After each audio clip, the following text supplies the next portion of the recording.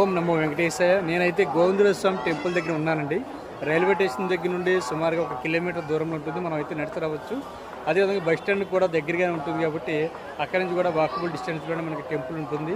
మనకి గోవిందరాజ స్వామి టెంపుల్ తిరుపతిలో ఉన్నటువంటి అతి ప్రధానమైనటువంటి క్షేత్రాలు ఇది ఒకటి అండి. ఇది నా బ్యాక్ సైడ్ కనిపిస్తుంది స్వామివారి యొక్క గోపురం ఉన్నటువంటిది.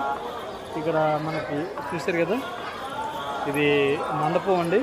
ఈ మండపం ఈ పక్క నుంచి అయితే స్వామివారి అయితే దర్శించుకోవడానికి ఎంట్రన్స్ అది. ఇలాగ మనం స్వామివారి దర్శించుకున్న తర్వాత బయటకు అయితే ఇక్కడి నుంచి రావాలి.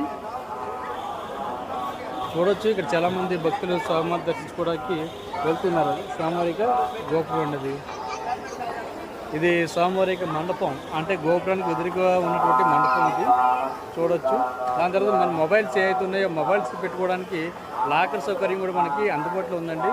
అది డైరెక్ట్గా నేను ఆ ప్లేస్ అయితే